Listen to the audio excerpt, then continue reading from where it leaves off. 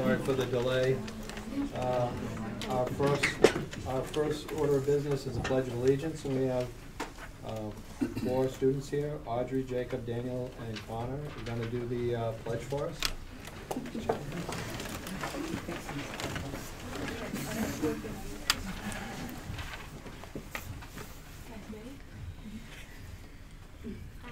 Allegiance to the flag of the United States of America and to the republic for which it stands, one nation, under God, indivisible, with liberty and justice for all.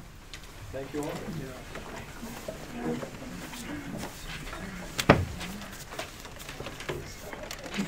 Okay, citizens' comments.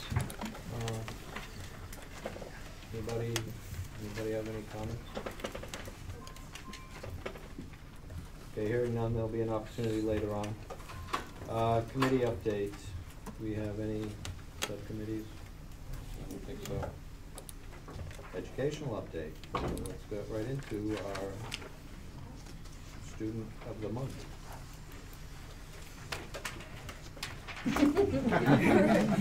So, each month, Turtle Out Memorial High School's Student Spotlight Program recognizes a student who has demonstrated outstanding achievement, character, leadership, attitude, and/or contributions to the school and community.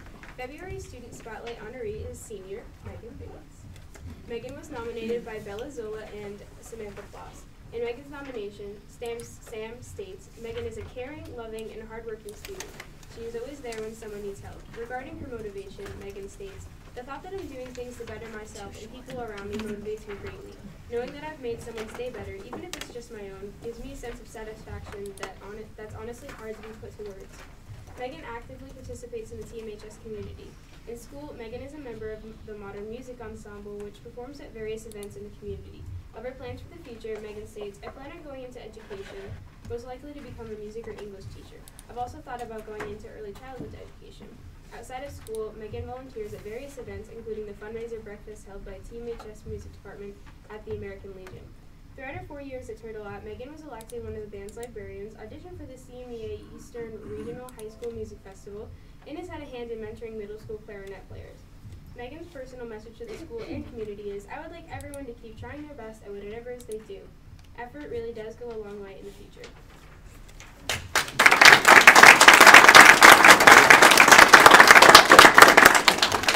Congratulations.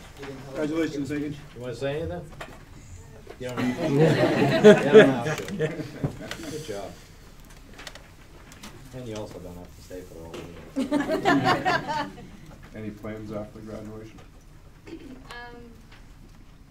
plan on going to QVCC and maybe Castleton. Okay. Nice. Good job. Good job, Megan. Congratulations. Okay. Our Thompson Middle School students, letters to the board. Real quick. You have letters for us? Yes, real quick. So one of the genres in 6th grade is formal letter writing. So we actually took a real event that the PTO is doing, and we have our PTO representative here, and they wrote to the board. So we have letters for each board, but we also have 4 students to read. So you can take these and pass these out. Go ahead, Connor. Okay. Dear Mr. Lindley, your acquaintance will be very greatly appreciated at this year's Color Run fundraising event. It is a community-wide event featuring food, vendors, and games. The run will start at 2 p.m. The event will start at 11 a.m. and end at 3 p.m. All entries will cost $27.03. This fundraising event is important to us because it gives us a chance to come together as a community. Hopefully, this will make enough money to help improve the school's equipment like computers, pencils, erasers, and more as long as we get enough money. I realize you are very busy, knowing you are a Board of Education member, but coming to this event will show that you really care. It will be a good chance to get together as a community and not have to worry about anything. Students, staff, and teachers will be there. I look forward to your response. Remember that every dollar is important and that you are doing something good for the school. You can email me at cpatterson2024@thompson.com or you can call the school at 923-9380 or 08. Hope to see you there. Sincerely, Connor Patterson. Thank you.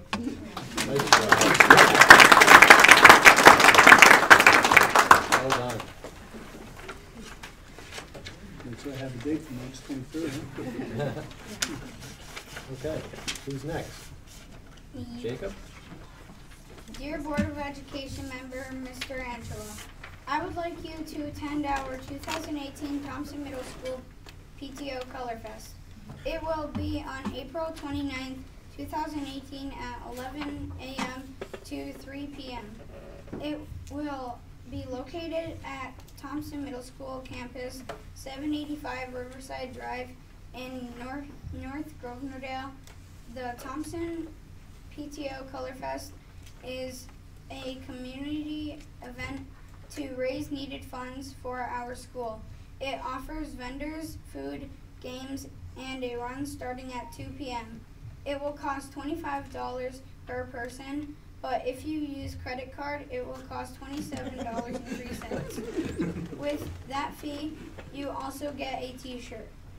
This is important because we need to raise money for the Thompson Middle School PTO. This is not only to raise funds for our school, it is also to bring the community together. There you could also meet students, families, and vendors. It also promotes a healthy activity with our students through the campus run. With the money the PTO raises, we could buy snacks, drinks, new books, pencils, notebooks, or even computers. This makes this event very important. I realize that all the Board of Education members are very busy at this moment, but it would mean everything to the entire staff and student body if you came. So I really hope that you can attend there. To attend, you can email my ELA teacher at egro@thompsonpublicschools.org or by calling the Thompson Middle School at 923-9380. She really looks forward to your response, and we hope to see you at the Thompson Middle School PTO 2018 Color Fest. Sincerely, Jacob Perry.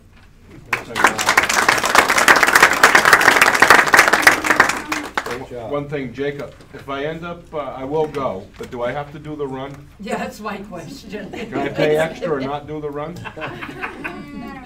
Oh. All right, thank you. I'll pay $25 for a Just to t-shirt. see me run? I'll throw some money in there, too. Audrey? Dear Board of Education members, on behalf of myself and the fellow students of Thompson Middle School, I would like to invite you to the 2018 PTO Thompson Middle School Spring Color Fest. This is a fundraising event that will take place at the Thompson Middle School campus on April 29, 2018 from 11 a.m. to 3 p.m. The cost to attend this event is $25 in cash or $27.03 if you pay by credit. The $25 also includes a t-shirt that you can run in so your regular clothes won't get dirty. This event is a community event that is offering vendors, food, games, and a color run that will start at 2 p.m. This is an important school event because it raises money for our school PTO, a way for students to spend time with their friends, and it is a great way to bring the community together. We would all like you to attend because the Board of Education is very important to our school. It is also a fun activity that will be healthy for the students to be active. I realize that you all must have busy schedules and a lot of responsibilities as a board member, but it would be great if you could attend this event. Your attendance would mean a lot to the staff and the entire student body of Thompson Middle School. We would also show that the board members are involved with the school and that we are all working together. If you would like to attend, I would appreciate it if you let me know by Friday, March 23rd.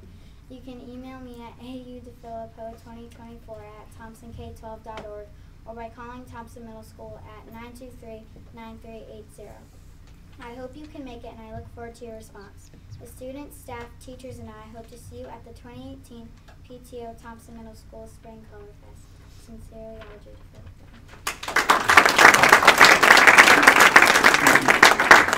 Nice job. Dear Jody Houghton, on behalf of the Thompson Middle School, I would like to invite you to the Spring PTO Color Fest.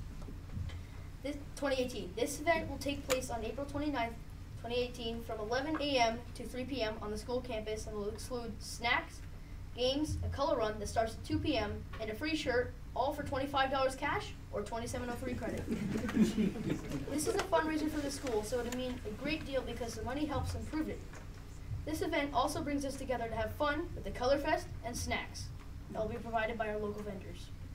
I know you are a very, very busy person as a member of the Board of Education, but all of us as teachers and students would love it if you would attend our school's Color Fest fundraiser event and make us smile. If you could attend, please contact me on my email at dshures2024@thompsonk12.org by April 10th or by calling the school at 923-9380. I look forward to your reply, and I hope to see you at the Color Fest. Sincerely, Daniel Surest. Daniel, I'm going to take a vacation day. She doesn't do that often. That's awesome. Can we make donations if we're out of town and can attend?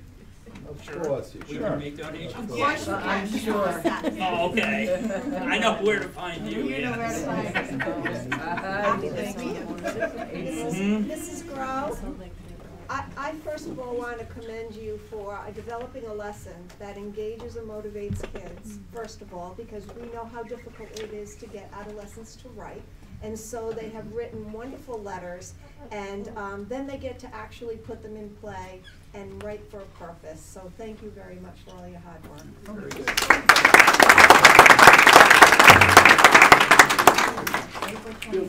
And I think all of you students have done a great job too. You did a very nice job, and I know maybe you were nervous reading in front of us, but you all did an excellent job, and I'm proud of all of you. Thank you. Audrey, is your mom and dad here? Yeah, my mom. Are you this strand from North Groenendale, the Philippos from this area? No, well, I am from Thompson. My husband had some relatives here, yes. Audrey, you may want to research some of your family. There were 4 of them that fought in World War II. 2 were incredible heroes. So you may want to, at some point when you get interested, look that up.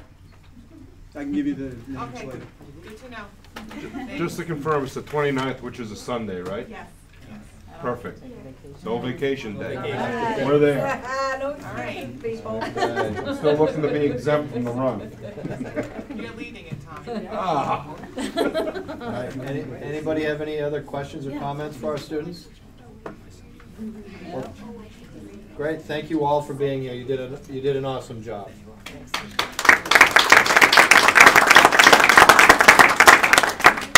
All right, the last guy is this one.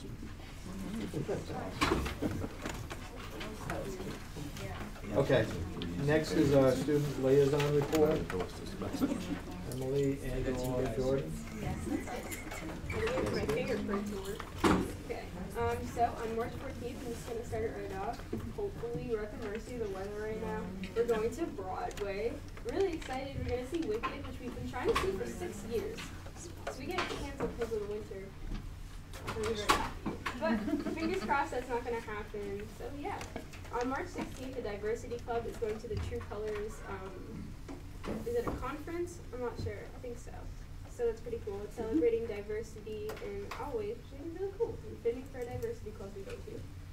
Also on the 16th is the Teacher Dare fundraiser was supposed to be that day, but it's being moved just because we had so many snow days. All of our NHS meetings have been pushed away. And I'm not sure if we're even having a student faculty basketball game anymore. But as for Teacher Dare, Mr. Bruce, if we raise enough money, will be shaving off his beard. At my suggestion, actually. And his children have never seen him without a beard. So I tried to get him to diet, but he didn't want to do that. Yeah. Oh yeah, Mr. Dupre might wear a kilt. In case you wanted to see that. Yeah. So on March 17th, all high school sports begin, which is actually kind of incorrect because track starts on the 19th, I'm saying. Yeah.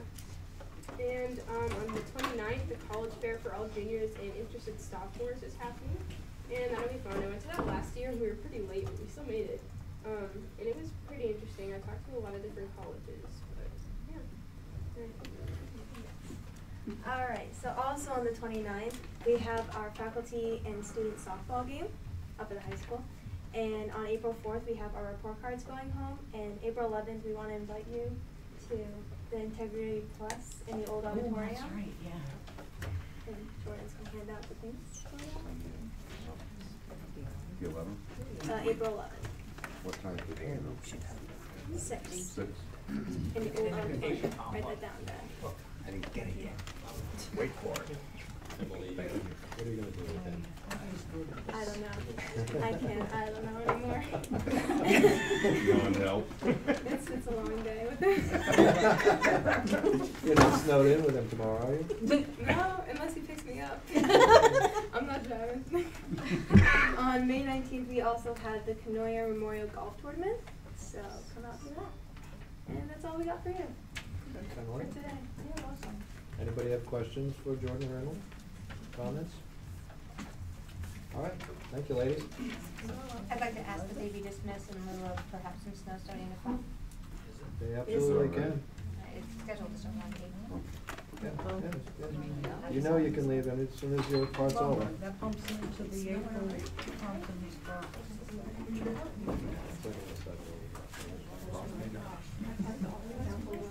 It doesn't, they're ready. Yeah, they've already got their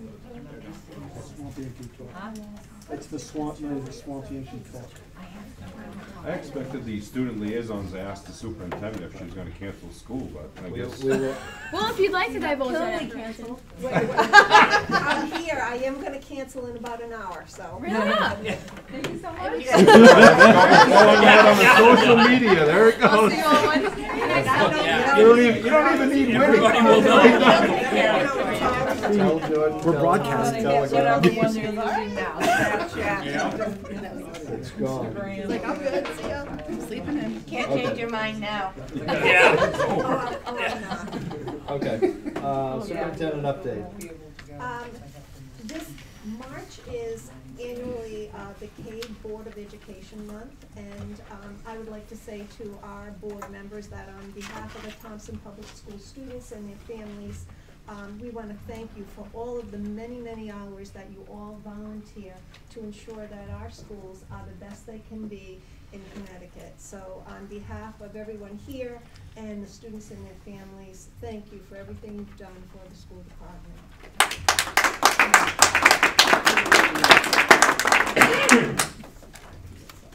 And getting into enrollment, that because of all the good work you've done, we are back up in enrollment, and we are at 1,009 students. We had some additional students enroll at Mary Fisher. We lost a couple, but overall we are up 4 students this month, so we are very proud of that, so thank you. Okay. We have accountability report, Mr. Poland. Mr. Poland had started a little bit about accountability in one of our budget sessions when we were highlighting the work around Alliance. And since then, we have gotten more data in from the state, and he is going to go over all of that data because he's really, really knowledgeable in that area, and show us some good news, actually. Great. Did you get it? The handouts. These? Yeah, you're gonna hand out over there. You guys want one? Yeah. Oh, wait.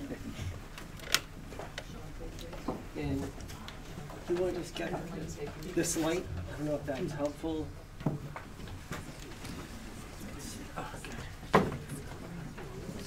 So, thank you for the opportunity to kind of share. 2 or 3. Too dark? Perfect. All right. Although it's not great for the cameras. Nope. So you got to put one of them on, please. Not that I am really concerned about my look on the camera, but so I'm really glad to be able to share some of this information. And I tried to give you a very thorough handout so that I didn't have to take up too much of your time this evening in terms of presenting.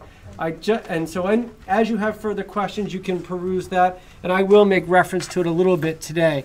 But Let me start with this. The state calls this information their accountability index. What is it? It's a report card for how each district in the state is doing relative to common indicators and standards. It's a way to grade schools and school districts. It's a means to measure the achievement and improvement of schools and school districts, and it's the tool that the State Department uses to determine districts of distinction and those in need of significant improvement, i.e. alliance districts and so forth. So this is the tool that the state uses to reference all that and to make those decisions. There are 12 indicators that they use to determine, as far as our report card is concerned. It's not just one overall grade, although they do take all those pieces and make one grade out of it. It's based on these 12 indicators, including achievement, growth, absenteeism, participation, as it says, in coursework for post-secondary and career, taking exams for post-secondary and career, on track to graduate in 9th grade specifically, graduation rate, 4-year graduation rate for all students, 6-year graduation rate adjusted for high needs students, which, as you can see at the bottom there, high needs they define as students from low-income families, English language learners, or students with disabilities. That's what makes up high needs learners, their label for that. It includes post-secondary entrance rate, physical fitness, and arts access. These are all the different pieces that we get credit for in one way or another. Okay?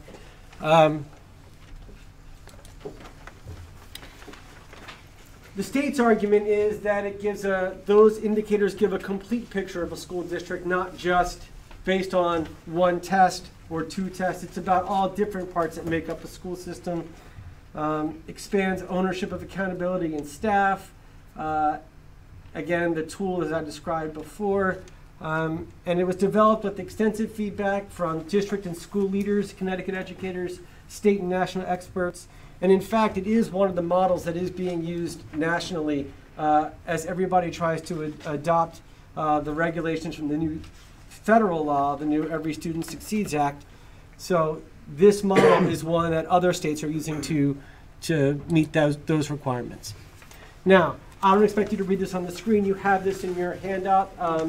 This is this year's report with all the detail. This is what it would look like.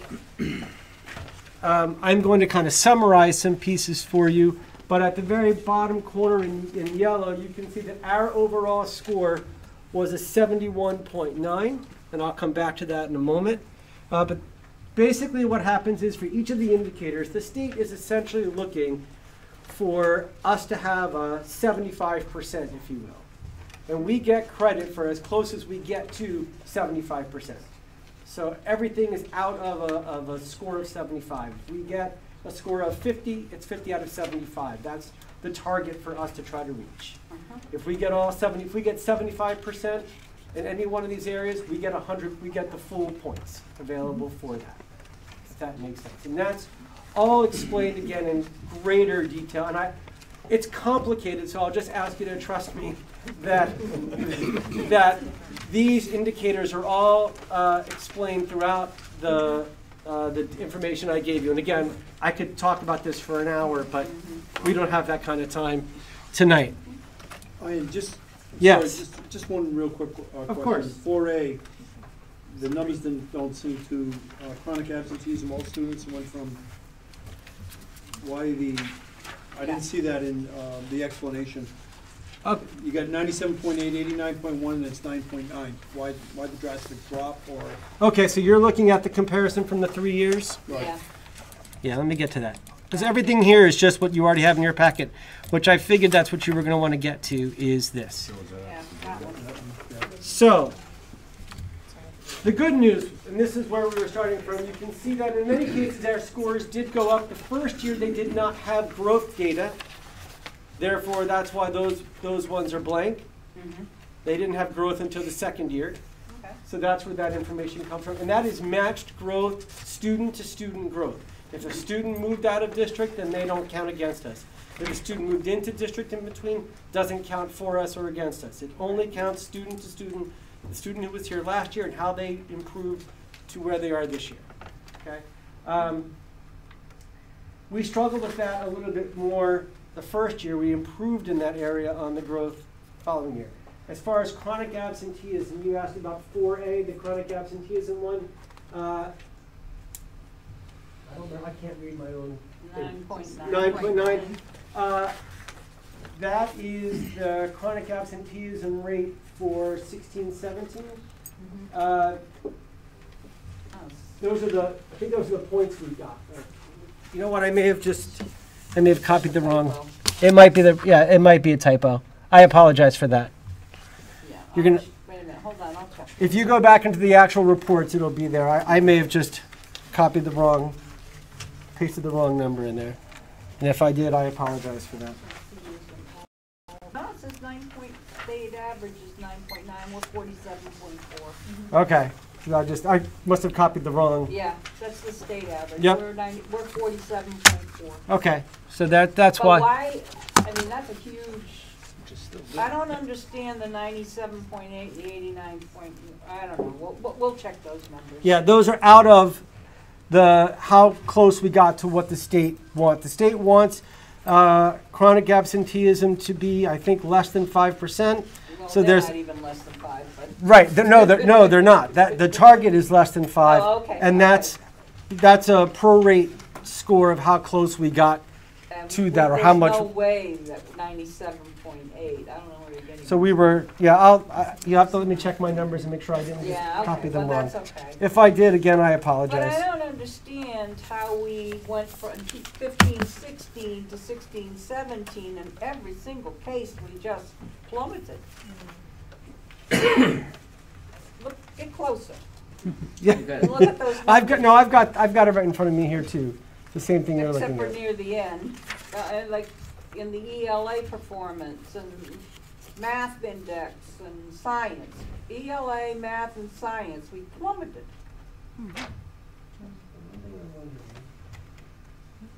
We did do. What happened? I don't know. For some reason, that doesn't look right to me either. I may have copied the wrong column down. All right. Well, we'll which would explain why that's so off. I think I copied the wrong. Then, if it's wrong, reissue this. I will reissue that page. Absolutely. Yeah, I apologize for that. Because that's a really good recap if it's right. Well, but apparently it isn't. And I apologize again. I apologize, but I.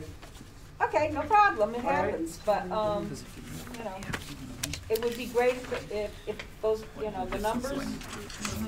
And it's easy to skip these things. Yeah, it's 70.6 is the number. We still went down a lot. If 81.3 is right, the year before. So it's not 67.1, it's 70, for ELA is 70.6 for 2016-17. Okay. Could you just redo that? Yes, I will. I apologize for that. I see what I did. I copied the state one instead. Yeah, well, if you redo that slide for us. I will absolutely redo that. I really do apologize. The information I really wanted to get to. Okay. They also give credit, and the achievement gap and graduation gaps are part of this. Mm-hmm. And again, you can see that in your handout.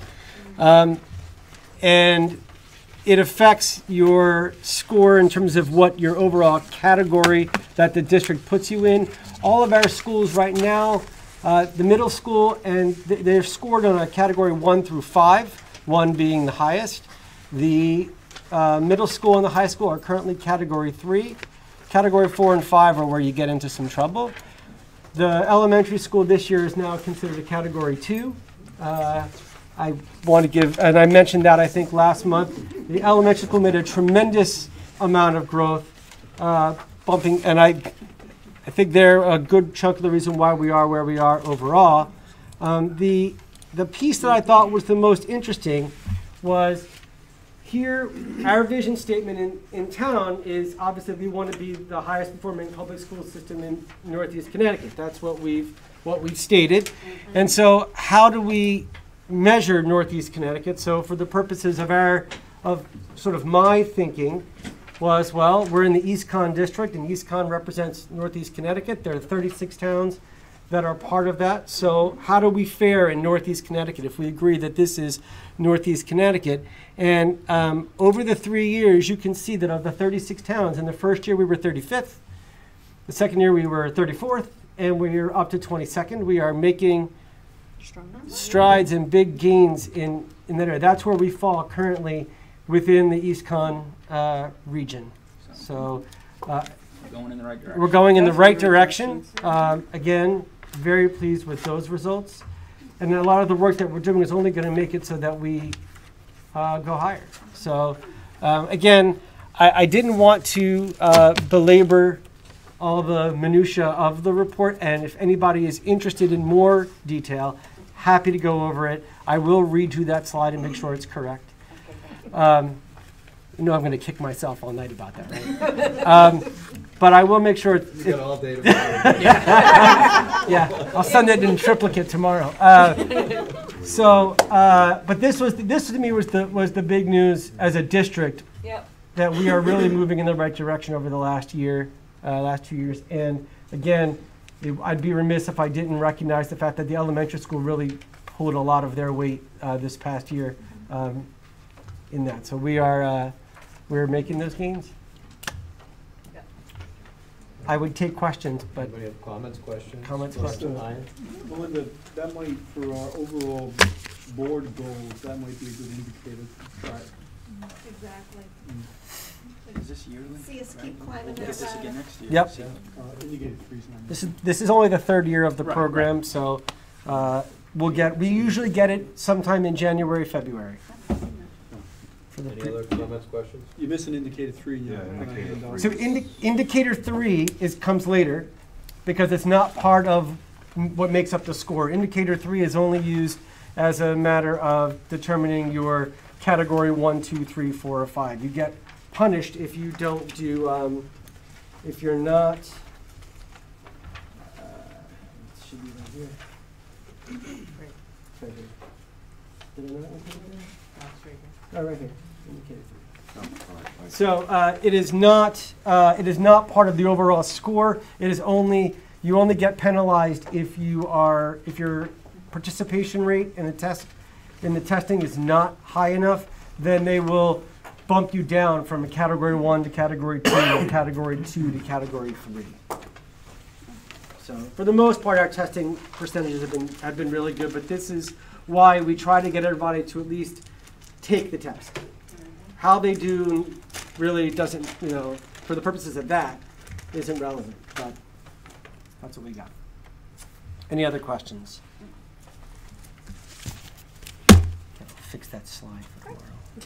All right, thank you. Thank you. Thank you, Aaron. Okay. Next up is a social and emotional student support. And so I know that there's been a lot of discussion around, making sure that our students are supported academically, but there's the whole idea of educating the whole child. And the social emotional part of learning for our students is as critical, I believe, as the academic. And so some of the things that we're putting into place with our new budget is to add the social worker at Mary Fisher to provide that, to make sure that we're maintaining the wonderful guidance support that we have, and making sure that we really start to have that personal relationship building at the building level. And I know Principal Baker and Principal Scott have been doing a lot of research around that. Also, Scott Sugarman has written our Title IV grant that is supporting social emotional supports. But I know that it is a conversation that members of the board would like to bring forward, and any ideas that you could give us, or any suggestions that you would like to add to the work that we're currently doing. Yeah, I know. See, the reason why I wanted this added to the agenda, everybody's aware of all the events in our country over the last few few months, if not a few years. And I don't like getting bogged down in the discussion about any particular weapon that was used. I want to get to the root of the problem. I could care less how it's carried out. The fact is we have to figure out why it's being carried out. And so whether it's bullying, whether it's mental health, whether it's just a family issue, that's what we've got to get to, the root of the anger. And so I just wanted to see where we're going with that. You know, when the talk of, this was prompted by the Killingly walkout, for me at least, you know, the talk of, you know, another protest, we need to figure out the problem, not, you know, go walk down the street. And so I just want to know where we're going with that at every level. So I don't know if maybe there's some type of presentation that could be put together for one of the meetings where this is how we address the family issues, this is how, you know, we address bullying, you know. And I found when my kids were in school, you know, and especially with my son in sports, getting to know more parents, you know, that a lot of times good parents and good families with, for all intent and purpose, good kids, didn't realize that their kid was bullying in a way, just because their kid might have been belittling the kid who wasn't quite as good in sports. And the normal conversation about bullying didn't happen in that house because they never even gave it a second thought. But that's what happens. And so how do we address those families where, you know, they're good parents and good kids, but still that happens? That was, you know, that was why I wanted to see this on, and to see where we're going with that as a community and as a school. So. Mr. Sugarman prepared a little bit for this evening, not a full-blown presentation, but a little bit about the work that he's been doing. Scott? Yeah. Melinda and I had a brief conversation just beforehand, so I just put together just a quick thing. Tom. Yeah. Just it talks about kind of like currently where we're at, and things that are like currently in progress, things that are upcoming. And I just kind of, from my own thoughts, I didn't even have a chance to really talk to Superintendent Smith about it, like what are some potential additions, but that's additional costs, it's additional revenue to support that. And then I also added in, you know, something that I've read and kind of kept on and held on to for previous years. Just an example of like if we wanted to take something kind of full scale across the district in the next couple of pages, what are the different 5 key essential skills that you're trying to develop when you talk about social emotional learning? And then what are the activities, the 7 activities to start to roll that out and expand that? But currently at our school, you know, we're getting the in-district BCBA in place. We had an extensive interview process for that. There was Ms. Jones, Mary Ellen Jones participated, Ms. Duquette, Ms. Beltram participated, a gen ed teacher, Ms. Smith. In the interview process, we had several highly qualified candidates. We have one that stood out. So we're onboarding that BCBA in district. We also are doing mindfulness training for 7 staff across the district. Mindfulness is a combination of relaxation and how to kind of cope personally with stress. But then it's also talking about how do you, from the mental health approach, deal with anxiety and stress in a proactive, effective manner. So we're beginning that in the spring, and that'll be going to continue it in the fall. We're also doing restorative justice training. Larry went to a preliminary, where's Larry? There's Larry. Larry went to a preliminary restorative justice training. We're continuing that work through Alliance and Title IV to get more teachers trained on restorative justice. Restorative justice is an alternative to suspension. So it's looking at the discipline of students, not through the constant removal from the school system, but once they've made an offense that rises to the level where a discipline infraction needs to happen, what's the teaching that's involved there? So actually looking at discipline through the eyes of, hey, this is a teaching moment, and let's teach through that relationship between the students and teacher. That's in essence restorative justice. We have 2 in-school district school psychologists. We have been having a partnership with CREC. You know, that partnership will continue. It's obviously going to be severely lessened because we have our in-district BCBA. And we're also expanding some targeted supports. That's something that we've talked about with the self-contained social and emotional classroom at the elementary and expanding to the middle school. Superintendent Smith talked about that we're adding the social worker for next school year. We're also looking at doing tools of the mind for early elementary and targeting pre-kindergarten. Tools of the mind is actually teaching our youngest students executive functioning skills, self-awareness skills, self-regulation skills at the very young age through purposeful play. So it's a very highly regarded program that we've been in there's been rolled out at the pre-K and K level here, but we're actually looking at just kind of getting the program officially and launching that in the fall. And then, as I said, I put down some additional, like what are the additional costs? And I think the one thing that I would just take away that you'll see in the last couple pages, if we were kind of do like a full-scale approach across the district, you know, when you do that, the biggest impact is social emotional learning. It's SEL is the acronym that's used now nationally. It's not a standalone thing, right? It's not saying, okay, what are we doing? And it's this little silo of programs over here. The most effective SEL practices are how are you integrating that throughout the common curriculum across the board. So how is social emotional learning and relationship building and self-awareness and self-regulation integrated through literacy and through math and social studies and like, for example, you know, Ms. Gross' kids coming in and presenting here is an example of integrating things throughout the curriculum and making it real and applicable to everyday life. So that's kind of what you see when you see a full-scale district-wide or school-wide approach that's fully integrated that. It's not, yes, you do have some standalone programs, but you see it when you walk into a class. You have morning meeting and morning circle and different things like that. And we did look into last week, I attended a symposium at Yale University. There is a program, it's called Ruler Program. It's been in existence out of Yale for last few, I would say the last 5 years.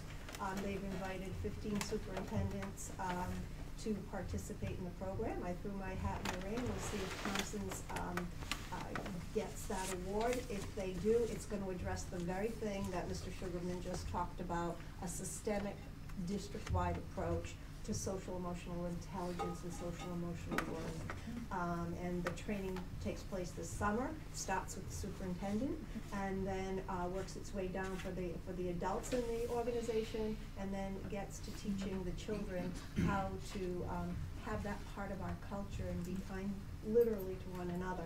And it just folds in nicely with all the work that he's been doing. So I think my there's some, fingers crossed on that.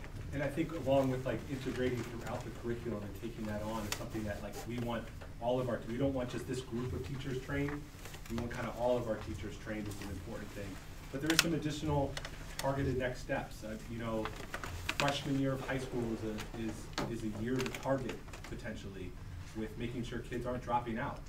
You know, and a lot of changes are happening there. And so I put that down as, you know, if we were looking to target some potential next step, yes, it's additional costs associated with that, but that would be an area to kind of target those kids, those freshman students that are struggling with that transition into high school and then potentially dropping out or potentially having a emotional reaction that we want to lessen and decrease. So there are those additional things that I just kind of put down from my own thoughts of being in Thompson and without really kind of talking with anyone, but I'm sure there's more there, but it is something that I think, to your point, Sean, that you brought up earlier, is, you know, it's the thing that I think is always on our mind, and we're always looking to expand and to enhance and to look for those additional resources to bring in, and it's that more difficult in this part of the state, but, you know, it's constantly there and it's doable to do that. And the good news is it is alive and well. It's alive and well in our kindergarten classrooms where the purposeful play curriculum has been integrated, where you're starting to see students take ownership of their own learning, and the kindergarten teachers will tell you themselves that the students' behaviors have started to reduce.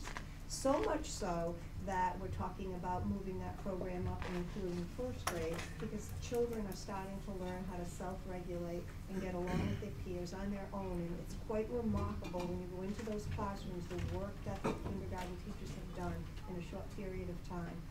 So it is alive and well, and I think the work that Mr. Sugarman's going to do with Tools of the Mind is only going to enhance that. So There are good pockets of that happening. It just needs to be more systemic and a little bit organized, and I think Scott's on his way to making that happen. Like everything, wouldn't it, I would assume then it would make sense to just keep that like we're gonna do with the, you know, the Chromebooks, just keep building going. it, right? So next year, the kids that learned it this year, continue doing first and second and third And we have our first grade teachers that are extremely interested because they are noticing that the behaviors are decreasing in kindergarten, so now they want to learn their strategies too. So it's good. Yeah. Comments, questions? Scott, is there a component to this program that can integrate family?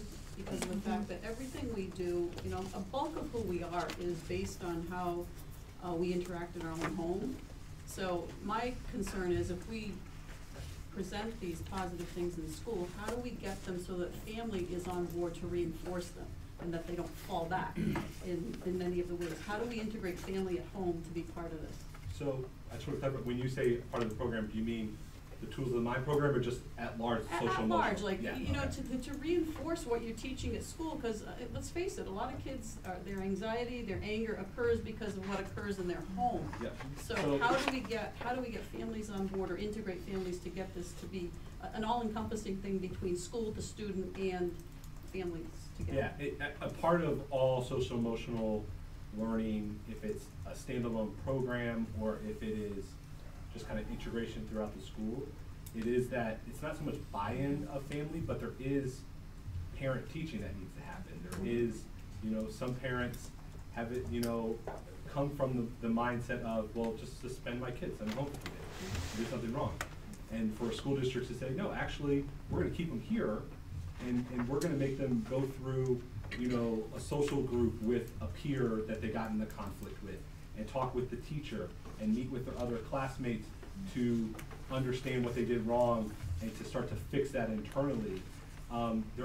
Throughout all of it is the integration with the families. And that integration is gonna come through one-on-one opportunities, if it's home visits with the social worker or with the BCBA or school psychologist, and having targeted conversations to, you know, wanting to integrate this and having conversations do different parent nights and conversations that we have, or then targeted letters and information sessions that would come out of my office or through the principal. So integrating with the families and getting them to, it's part buy-in, but buy-in comes through giving them the knowledge of what we're doing and being transparent of what we're doing and why it's important and the rationale for it. That's where you get that buy-in, and that's throughout each one of these things that I talked about here.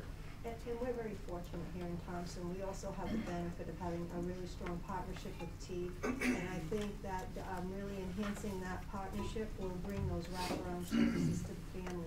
One of the things that when we start looking for the new social worker, that person is going to have a direct link down to T so that we can provide all of those services, because the anxiety may be coming from the family doesn't have food or they don't have heat. And so if we're able to tap into what T can offer, I think we're going to have a very nice comprehensive program. We already tap into many things at T. They're a very strong partner for the school department, and I can't wait to have that even tightened up. I imagine that's much easier said than done, because some of these families, single parents, you know, some just not interested, some can't recognize issues. So there's an awful lot of outreach that's gonna have to take place, I imagine. I think one of the things in my approach is always, you know, it's I'm struggling to come up with an analogy, so forgive me if I stumble over the words here, but that's our profession. You know, like, you're educators, every teacher is also a social worker, every teacher is also a BCBA in the classroom, you know, and you have those families, and that's the challenge. And I think from my perspective, it's the rewarding part of the challenge, when you actually start to have the impact on the most neediest families and the people that are the most hesitant to what you're trying to do or what you're talking about. But I think the other important part of that is, and we talked about it a little bit last year, in this part of the state, you know, the demographics are changing. And one of the things that goes along with mindfulness and social emotional learning is this term called toxic stress or adverse childhood experiences that our kids are facing more and more often. And it increased after the financial crisis. because income was a huge factor. People that weren't low income became low income or struggled financially, or that created more emotional hardships on the families. And so that's one of the things that we're looking into, you know, within the Pupil Services Department. We've had some conversations with certain students at the elementary level, but around looking at, has the student experienced adverse childhood experience, which is an actual technical term now that's been created that goes to your point, Bill, around families that have experienced things. And so yes, we need to treat the child, but then it goes to Sean's point that we also need to provide some support to the family. Like, we need to do that too, so this doesn't keep on happening as well. And it's you know, it's the reality of the work in education now, and I think things have changed over the course of the past 5, 10, 15 years to this point, and you know, rather than kind of run away from that, we need to look at how do we integrate this and integrate this support in the new reality of school districts. All the more need for the social workers. Yeah. That's why I put down there the potential additions is another social worker. You know, like I think the one is going to be a huge help, and we talked about it even from last year. But that connection between the kids and what they're happening within the classrooms with teachers at school to then the families at home is going to be a huge help. I can see, to make the child successful, we really have to support them and the family at the same time. You don't need to answer now, Scott, but from a restorative justice standpoint, are we maximizing our opportunities with the Juvenile Review Board? Because we have some resources available to us that reaches out to the family issue. I mean, I can answer it out like, no. Yeah. Like, so I know, like, not right now. I think like it's like in its infancy right now. Like, we're just kind of getting an initial administrator trained. We're gonna look, the next phase is to expand to some teachers and some groups of teachers, get some more people trained on restorative justice and what it is, what it's not, what are best practices. And then I think the next part about that is starting to integrate that within the school, but then also the surrounding community and resources that are available. I think more specific, what my point was is there's a resource available to the schools that we don't seem to maximize with the Juvenile Review Board. We see less cases from Thompson Public Schools than we do any of the other schools in the area. Some of the cases that we see, we're able to give or provide family opportunities, guidance, counseling, supervision, drug testing, et cetera, et cetera, et cetera. I'm just wondering, are we doing a better job than the rest of the towns, or are we not maximizing that opportunity? I mean, with Chris and I both being on that committee, I know that I'm very judicious in who I recommend to JRB, knowing exactly what the work is and who they can truly help. So do I think that we're doing better than other towns? I think we're probably pretty commensurate. However, knowing exactly what the services are, I know that I'm very particular about who I do recommend them. And if I may, we've already at the high school really tried to implement a lot of restorative practices, as Scott mentioned, and one of those is really addressing the concerns with the people who are involved. And so by taking advantage of those practices, that's preventing us from necessarily sending students to the JRB, because they're really addressing their issues with the people who they've directly affected in that way. Other comments, questions?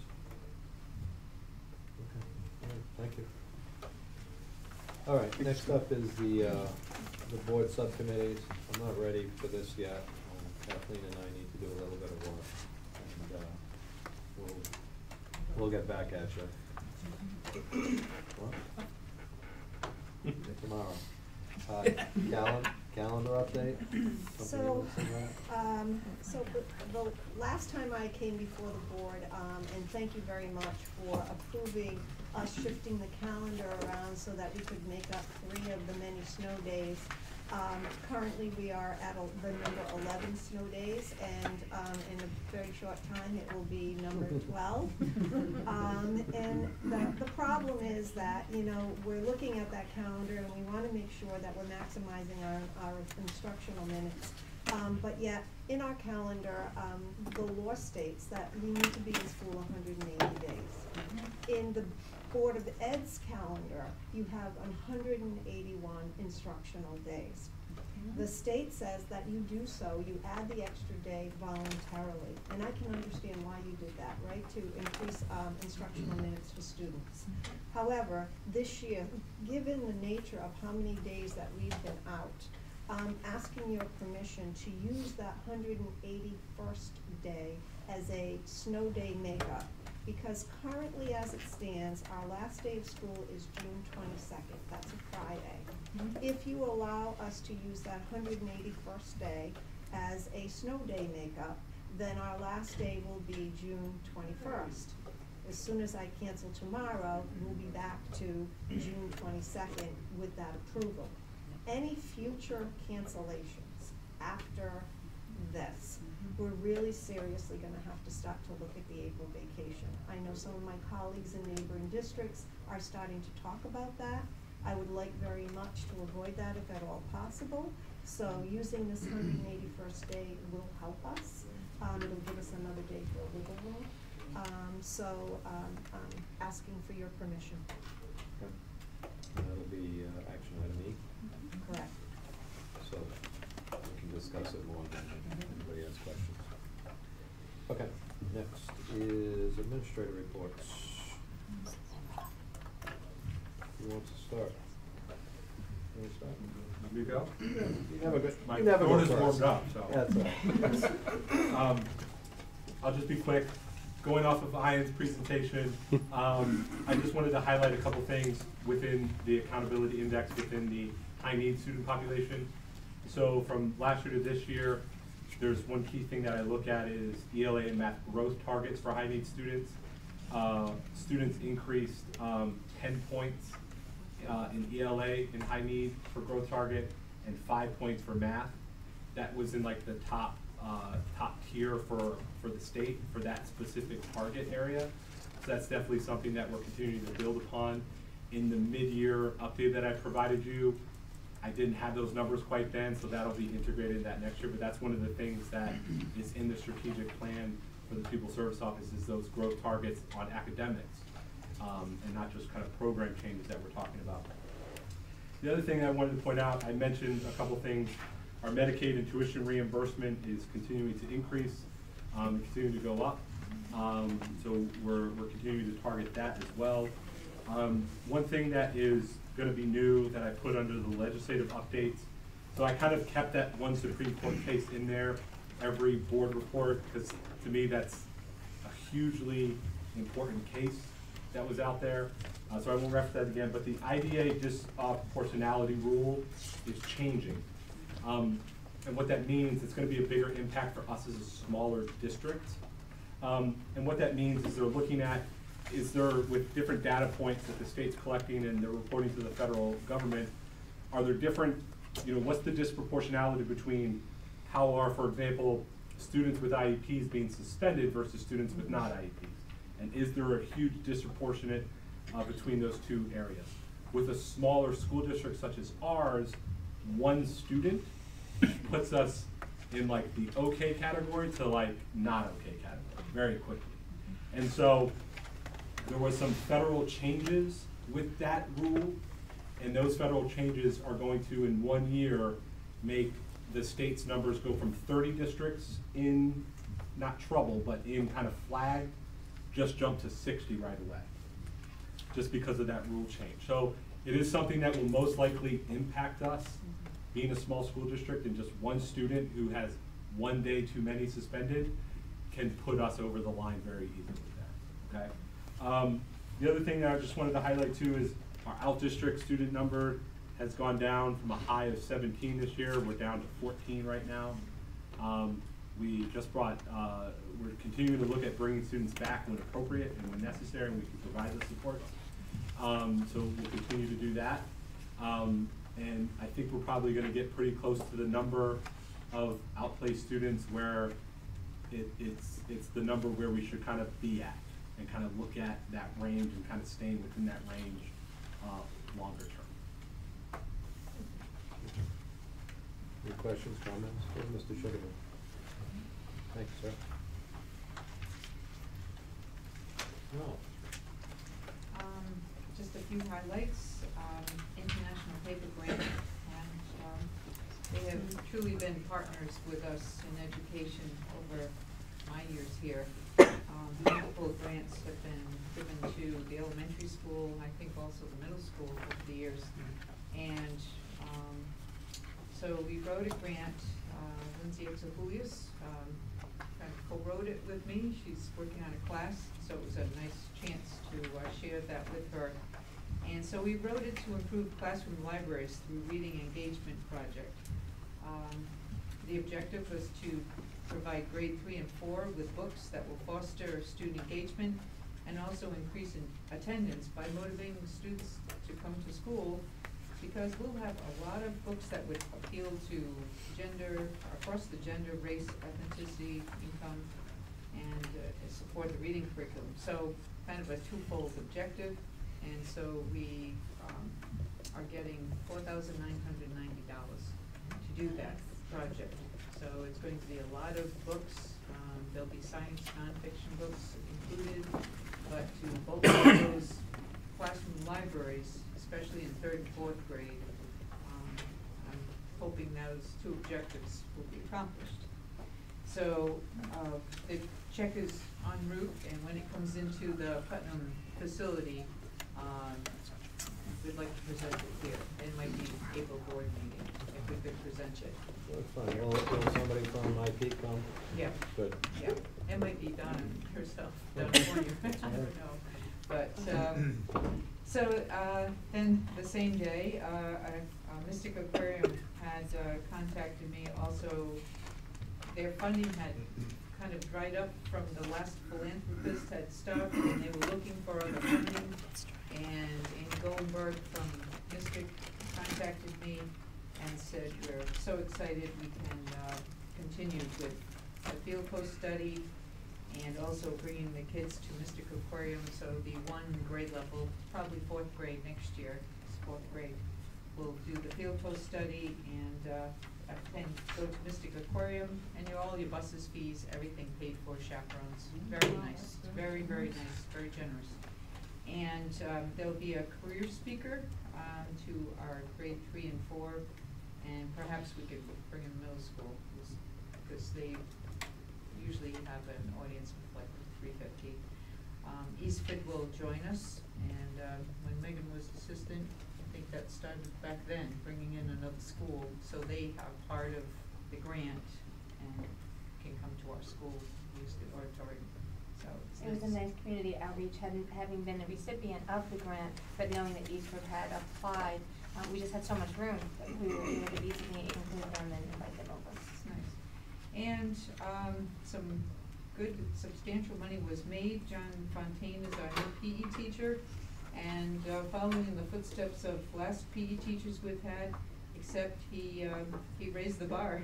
They raised about in the 3,000 range, and it started slow, but all of a sudden it picked up, and he did a lot of great marketing and raised over $5,000 for Jump Rope for Heart, for the Heart Association. So he had it well organized. He did a fabulous job, and if you hit the 5,000, then 300. The Heart Association would give back $300 to buy equipment. Oh, nice. So that was a good week. I know. Now, as far as the snow and our parent conferences, we might be on a 3rd delay, but we'll see. We'll take it day by day. Okay. Good. Any questions for now? Okay, thanks. Chris?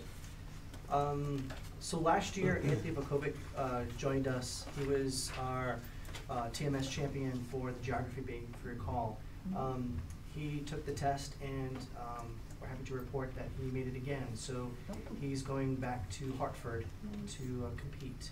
So congratulations to Anthony. So it's 2 years in a row. So good job for him. Grade 7? He was grade 7 last year, grade 8 this year. I want to just acknowledge, we had the talent show, the variety show, last month.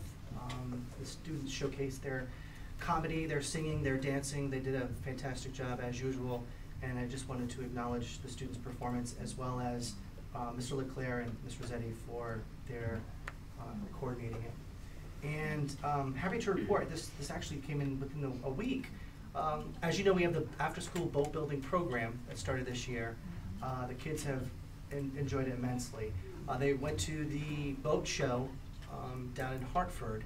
Mystic Aquarium saw them, Mystic Seaport? Mystic Seaport. They saw them and approached Superintendent Smith about having the kids go and aboard the schooner Brilliant. So we're offering an opportunity for 8 of our boat building students to sail aboard the schooner Brilliant in June. And it's being made possible by a grant. So this is incredible. The kids are all excited about it. So. Yeah, it's an amazing experience. And I'm jealous I can't go with that.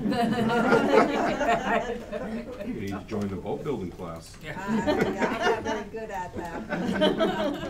But, yeah, Principal Scott and I met with the students today and gave them all the details. So they're going home to their parents. So if you hear that out in the community, they have to sign up and. How long is the trip? I mean, 4 days. Oh, 4 days. 4 days. Wow. So they're gonna have to make up their schoolwork, but talk about authentic learning experience. And they have to be physically fit because they're actually gonna be hoisting the sails. I mean, they learn to sail that ship. And it's very exciting. The voyage costs about almost $10,000 and Mystic is gonna front most of that money. They would like to see the kids raise a little bit of money on their own because they feel that there's some value in them kind of paying their way. But we don't want to charge the family, so we can do a little fundraiser so that they can donate a little money toward their voyage. We think it would be a worthwhile event. But they're all excited. They should be. Oh, wow. That's so cool. That's a big deal. Yeah. Okay, thank you. Megan? I'm actually going to be quiet this week. Our liaisons did their job. They've reached out to invite you to the Integrity Plus. Please let us know through the RSVP process if you'd like to attend. We're really excited. Our students were selected today. They don't know yet. And of course, they won't know who nominated them until the evening of April 11th. And then also, too, a plea to anyone who has any interest in golf, whether you play well or not. As a Turtle Lot alum, the Canoyer family does do their annual golf tournament to raise awareness about mental illness and to support their son's unfortunate passing. We did have a team that went out 2 years ago. But if there's anybody out there, please, we'd love to pull together a team. I believe that's May 19th. I'll send you an email because if you can send me the flyer, I'll put it out for the Alumni Association. I haven't even been contacted by you yet, but as soon as I do.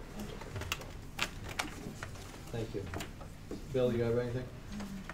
It's mostly about snow and water these days. Better than oil. And of course oil. So, not much has changed on the whole oil front at this point. We're doing some testing for the state so that we can continue to keep our oil tanks in service. We're kind of at a standstill with most of those projects because the funding's all been expended. My esteemed colleague, Mr. Rice, went to the Board of Selectmen last week with a request for some funds just so that we can keep things going until we really know what's going on, and I believe they've moved that to the Board of Finance. So that's kind of at a standstill, and the only other thing I'd like to mention is that not only my crew, but all of the bus drivers and all of the people for the food service have put in extra time and extra effort on a daily basis around here to disinfect all the touch surfaces and every square inch of this building. And from what the health people say, they believe that it has paid off, that it's helped to hold down absenteeism. Excellent. So thank you to everyone. I have a question for Yeah. Bill, are we at risk right now for fines with regards to the oil tanks? The ones we have to take out or the ones we took out? Not, I guess the short answer is yes, we're always at risk. Currently, DEP is satisfied with our progress that we've made so far with the one that came out, with the one where we had the spill. However, there's more that they want done, and we're at a standstill on that because of funding. The ones that need to come out, they have given us until June 30th with some stipulations. Currently, it's kind of hard to meet those stipulations again because we haven't moved forward with signing a contract. One way or the other, those tanks have to be out of service June 30th. So I'm supposed to meet with somebody Wednesday to begin the process of getting quotes for temporary oil tanks. Because as time ticks by, it gets less and less likely that we'll be able to get this done this summer. And if we don't meet the stipulations put forward by DEP, there is the potential of $10,000 per day per violation. So it could be $20,000 a day back to maybe December 21st. Not likely, but possible. It seems, we've known about the tanks that have to come out for 3 years now, and it seems like the town is unable or unwilling at this point to approve the funds that are necessary for us to get this done. I'm wondering if we're at a point right now that we send the Board of Finance and the Board of Selectmen a recommendation to get this behind us as quickly as possible. Because I think a couple of things. One is, if we start in June, will that converge on the window project? No. No, okay. The window project should be complete long before June. Okay. But I think, here we go again type thing with the tanks. You know, we knew 3 years ago they had to come out. Well, it's tied up in the building committee, isn't it? There was the state budget that didn't pass, there was our budgets that didn't pass, there was a lot that went into this. Yes, we knew about it, we had the emergency that had kind of interrupted everything, but we were planning on this for a while. And yes, it's gonna cost money. The Board of Finance is well aware of this, and the Board of Selectmen. They're aware of this, they're aware of the urgency of this. It's in their hands. It has to be done regardless, short of suing our own town to get this done. As a town though, we have a contingency fund for a reason. So why don't we talk to the Board of Finance and say, you know, here we go. We talk about fiscal responsibility as a town. So would everybody rather pay the money out of the contingency fund, get this done, and then get reimbursed, or pay the fines? And there seems to be two very vulnerable issues at hand. One is the potential for fines, which we may or may not get. And then the second is the potential for a temporary tank that we have to, as of June 30th, put in that area, right? So we're gonna pay for that. I mean, those How much does that potentials cost? there, That's a rental. generally DEP doesn't follow through with their fines unless people are blatantly uncooperative. Well, we'll be the one, so I wouldn't take that chance. Yeah. The issue with we can't move forward with the removal and replacement of the oil tanks until we have the cost estimates done and until it goes to the Department of Construction Services for approved reimbursement. So we can't start on that until we get that part of it done. Okay. After that, then the town still has to have a referendum and approve spending the funds for the part that's not reimbursed, the 32% or whatever it may be at this point. It's just that time is going to tick away to the point that we're not gonna be able to get it done over the course of the summer. Then we're stuck with 2 temporary tanks on site for another entire heating season. You're saying that we can't complete it before frost?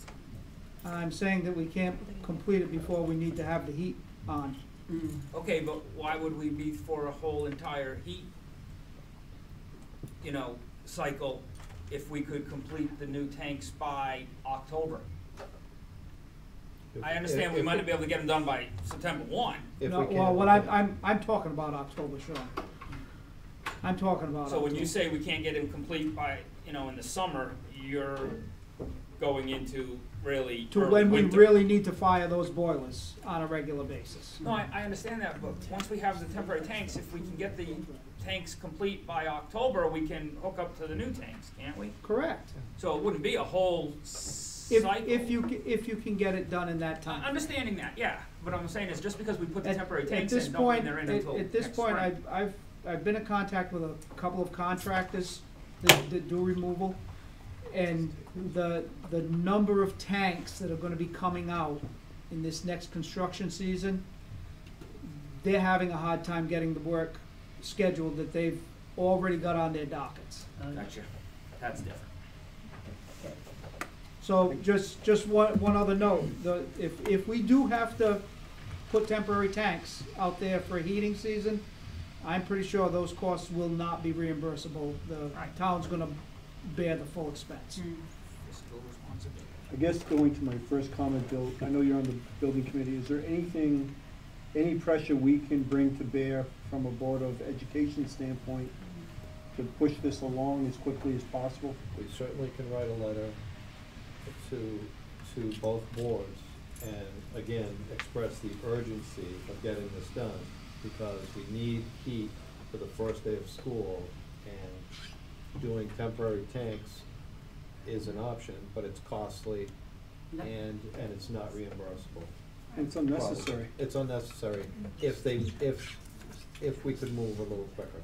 I know things take time, but we've been talking about this for a long time. And we need to get this done. Taxpayers' money. Right, it's a waste.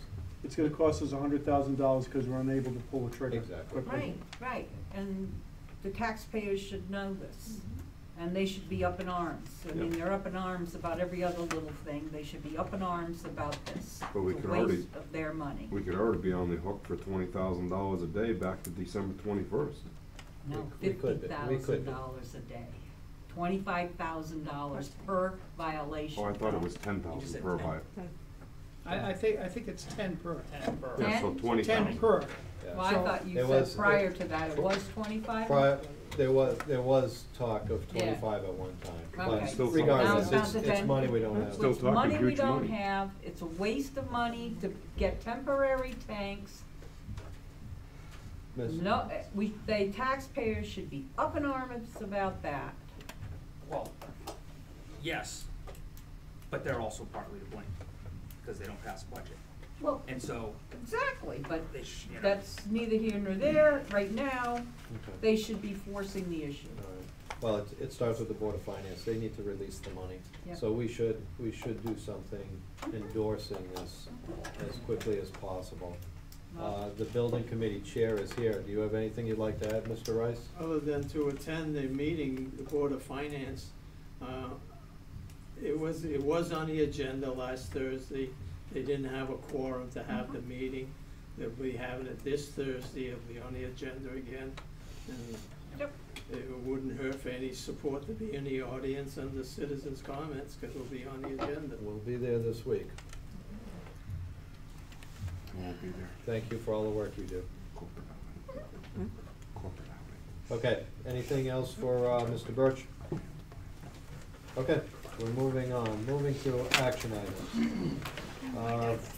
We have 4 minutes to approve, 4 minutes to approve. 4 minutes.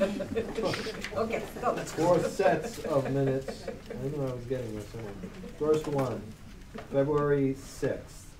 Could I have a motion to approve, please? Move to. We have one from Donna and a second from Joe. Are there any corrections, omissions, deletions? Just a couple. Under educational update, Superintendent Smith gave the board an update, and get rid of the D. And down under where Megan Baker gave the board an overview of the summit platform, that should be caps. little bit of English there. All right, so all those in favor of approving the minutes with those couple of corrections, please say aye. Aye. Opposed? Abstentions? Abstain. Okay, next one is the meeting of February 12th. May I have a motion? Make a motion. Thank you, Kathleen. Second? Second. Donna, thank you. Okay, any corrections to these minutes? Correction. Your name's not there. Thank you. Unless I was abducted by him. Yeah. What side were you on? I was actually in attendance that day. Who would've thunk it? May Flex was here. I was sitting right here, minding my own business. That's why. She didn't notice you. Then under the oil Mr. spill Chairman? expense, the first line, the Board of Ed, and update, it should be A-N, get rid of the D. Again. And then on the next line, on the balance of the building committee account, which is running instead of his. On the next page. Is that February 21st? Talking, Anthony. Everyone's off a couple times here. Anthony Vakovic's name is spelled incorrectly. It's B-A-J-C, not K. That was a guess. And then a little further down under Scott Sugarman, the mid-year report for the strategic plan is complete and, oh no, that is correct. Oh no, that is correct, that, I'm off. Oh, no. And then down under non-tenured teacher layoffs, to lay off, I think it should be non-tenured. Oh, yeah. Yeah, non-tenured, yeah, not on-tenured, yep, got it.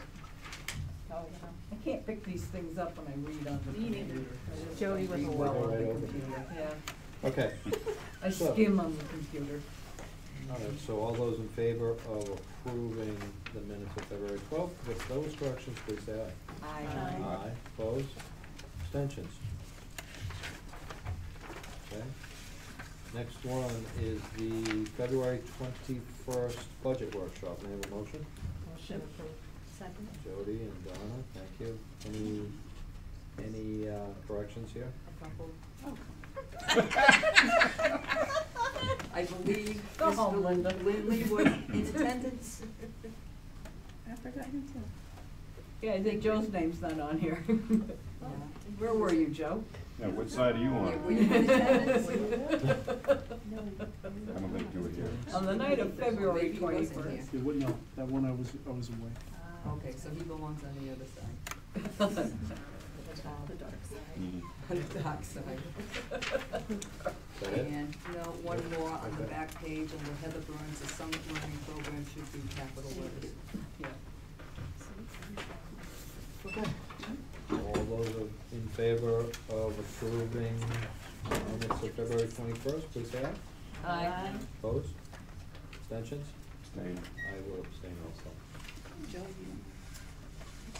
And I think we've accounted for everybody on the next one. finally, February 26th. Do you have a motion? I'll make that motion. Oh, second. Linda and Donna, corrections?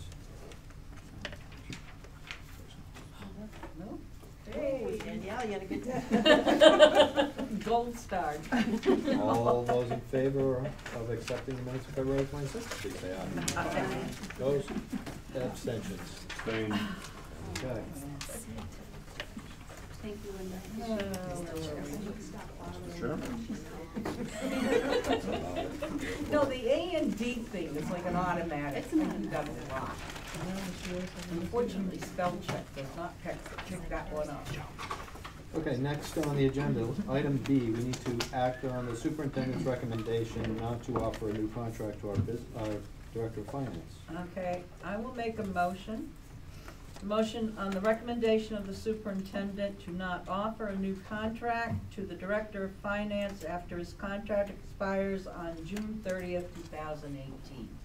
Okay, we have a motion, can I have a second? I'll second. Linda got a second. Discussion? No discussion? Okay, all those in favor of the superintendent's recommendation, please say aye. Aye. Opposed? Abstentions? I'm going to abstain. We have an abstain, an abstention, okay. Next is Letter C. This has a resignation agreement. Could I have a motion? I will make a motion that we authorize the superintendent to execute a resignation agreement with a public employee, administrative assistant. I'll second it. Second by Linda. Discussion? All those in favor of approving the agreement, please say aye. Aye. Aye. Opposed? Abstentions? Finally, D, we have another resignation agreement. Could I have a motion? I will make a motion that we authorize the superintendent to execute the resignation agreement with a public employee, teachers. I'll second it. Linda's got the second. Discussion? All those in favor, please say aye. Aye. Opposed? Abstentions? Okay. School calendar. We need to change a couple of days. I recommend we drop the 181st day from our school calendar for this year due to the snow days. I'll second it. To use it as a snow day. Mm-hmm. We have a second. Discussion? Will we have the 900 minimum hours Yes. if we drop that? Yeah. And we also cover all the staff development, all the other, we meet everything else, right? We do, and I have agreements with the union for the last changes and for this as well. They're in agreement of obviously ending a little bit earlier, by one day.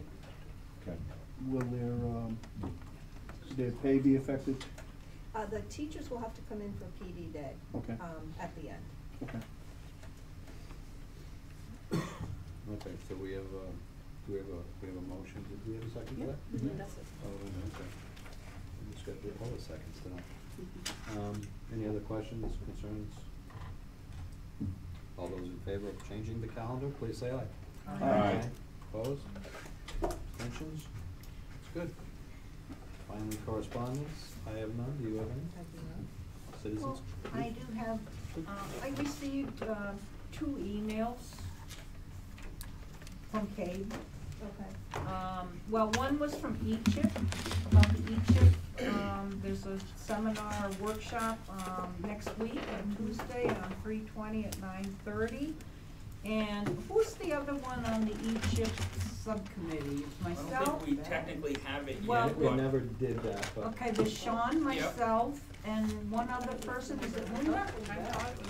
Oh, it's Linda, Val, okay. No, well, nothing's been. Nothing's official yet. Nothing's been official yet because Val wasn't even on the board when we first started talking about Okay, Egypt, all and it right. didn't even But, make okay, this but yet. there is a workshop, next Tuesday at 9:30, they're discussing Egypt at EastCon. Correct. Okay. I know I would like to go. I'm gonna go. Okay. Kathy, Well, that's good information because we wanna, if we're gonna move in that direction, we need Yeah. all this information. Right. but are we able to go if we're not CADE members yet? We are capable. Are we joined? yeah, we Oh, joined. that all went through? Yeah. All right, well, I know we voted, I didn't know if it was Right. official yet. But that's more under the EastCon umbrella. Yeah. Okay, all right, well, I know what page it is. All right, what was the other one, Kathleen? All right, and then Cade wants, they're coming here? They'd like to come. They'd like to come here, between 6:30, at 6:30 at night, and they gave us 3 dates. You got the email, remember? You didn't respond to it. They gave us 3 dates. I got a lot of emails. I know. They gave us 3 dates. One is out for me, but the dates are April 2nd, April 23rd, and April 30th. Which one is out for you? April 23rd. Okay. I'm in Virginia. All right, April so the 30th, second or 30th? What was that for, All right, Kathleen? so the 30th is CADE out. coming here. Yeah, okay. No. So I would like to do it April 2nd. Let's do it, get it over What are with. they coming here for? Huh? What are they coming here for?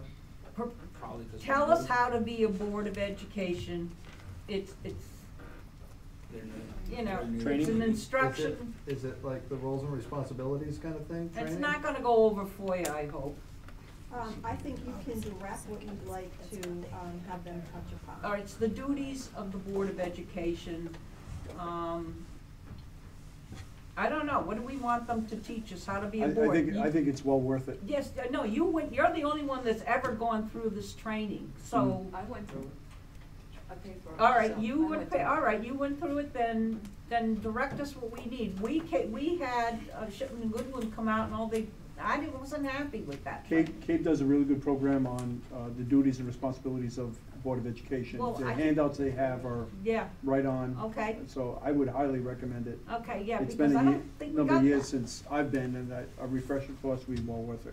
So do they just have like a standard program that we can just say, you know, give us your They go standard? through- So they could come to this first one, and then I would imagine that out of that, discussion and topics will generate themselves, and then they can come back at your pleasure as many times as you want. It's part of our membership. Okay. It All does right. have works for me. Well, yes, because I think we do need some kind of, these are our duties. This is, not go over our policies and not go over Right. FOIA They won't again do till that. we're, cross-eyed. No, that's fine. So 6:30 on April 2nd. Yes, All right, can we do well, that? We'll put it down, let's invite them here for that day. Yes. And then, hopefully we can all make it. Just to be clear, we're not inviting them to discuss coming in. No. We're inviting them to come in to do an Yes, overall program for Right, us, okay? right. And it's gonna 6:30? start at 6:30 and it could go as late as 9 o'clock, but they Right, said okay. 6:30 to 8:30, possibly till 9 o'clock. And I could have a light dinner so that you folks that are running in the door, you could have something to eat. Money well spent. 6:30. Whose birthday? Right, Danielle? I want chicken tenders from Thompson House of Pizza. No, I had them today, they were awful. Yes, okay, old business, do we have any old business? Citizens' comments? Yes. Sandy Cox, 3rd grade. Just on behalf of the Thompson Education Association, I would like to let you know that we have bedtime stories coming up. It'll be on Wednesday, March 28th. Invitations are in the mail. You're all invited to come. If you'd like to read a story, that would be great. If you'd just like to come and visit, that would be great. It's from 6 until 7:30 in the evening. Great, thank you. Thank you. Other comments? Evening. Yeah. I just, Mike Krugel, Walker Drive. I just wanted to go on record stating that I have requested from the superintendent and the Board of Ed, Danielle, the cost estimates that I was the costs that I was looking at before for the Ryan and Ryan contract and the money they have expended upon us, or you have expended upon them. I did not send it to you, Mr. Witkowski, only because I couldn't find your email address. So if Danielle, wonderful, huh? But if Danielle can forward it to you, I would appreciate that. I received it this evening, thank you. Okay. Just wanted to go on record saying that. I was told I would be able to receive it, but not while we were in negotiations with the bus drivers. Glad to say that we are no longer in negotiations, thank you very much, and, looking for any If information. if it's due to you, I'll make sure you get it. Thank you very much. All right. Anybody else? What we get first? Nobody? Okay, Board of Ed, go. Did Mike graduate from here? Yeah. Yeah, we lost another alumni today, Michael Dooley. Kevin Dooley. Yeah. Kevin. We lost his brother last year, Bill Dooley. Then there was a middle brother, Mike Dooley, and then the youngest one, Kevin. He had a brain aneurysm and died today. He would have been pushing like what, class of 94, 95? Yeah, it might have been 94, Kevin? 95. 92. Yeah, right? He's 95. Class of 95. All right, any other? Donna? I was hoping Mrs. Baker was here and I was here. am. but- She is. She is. Oh, She's sorry. back. Hi, Danny.